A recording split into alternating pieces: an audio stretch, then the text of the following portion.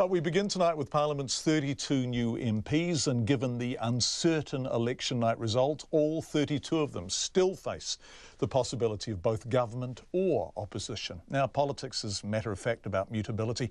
As the newbies arrived, wide-eyed and hoping to change the world, defeated MPs were beginning the process of moving out. But it's the new MPs who remind us of the hopes people enter Parliament with. Here's our political reporter, Demelza Leslie.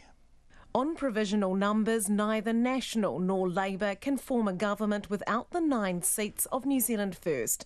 Labour would also need the Green Party, so begin the coalition talks.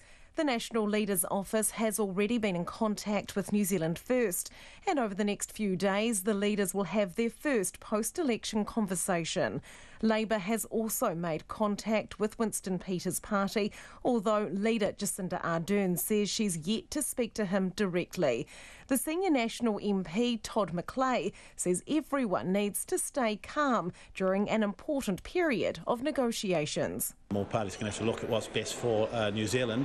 I mean, there'll be a lot of speculations through the media, but there are people around that have been through lots of negotiations. I mean, I've always had a lot of respect for Winston Peters, and I think the next week or two, is going to be an exciting time for the country.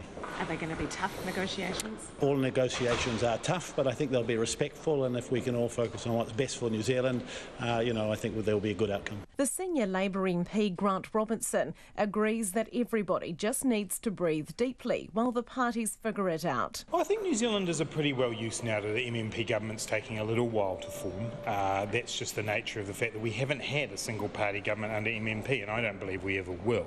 In many ways, that's what New Zealanders voted for when they voted for MMP. So no, I just think it's a period of time where everybody has to sit down and have a think about how we can pull together a government that is stable. While senior National and Labour MPs were focused on how to best get New Zealand First on side, new MPs of all political stripes arrived at Parliament feeling like it was the first day of school. Labour's new Hamilton-based List MP, Jamie Strange, was feeling apprehensive. Certainly nervous, but excited at the same time. Certainly very honoured. It's a wonderful opportunity, and I'm really looking forward to it.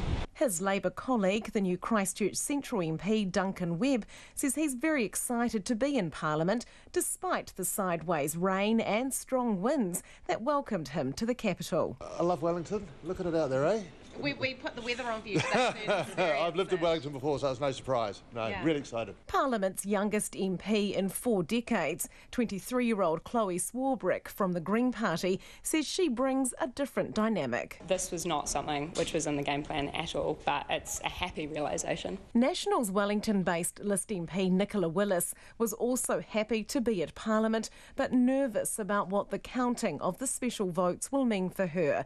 At number 48, she is the last member to come in on National's list and would be the first to go if the party loses a seat. If I have the honour of staying in this position, which I'm really conscious I might not when the special votes are counted, my goal will be to represent New Zealanders, and I want to make a contribution, particularly in the area of social policy and in education. 2 new mothers were also among the new MPs.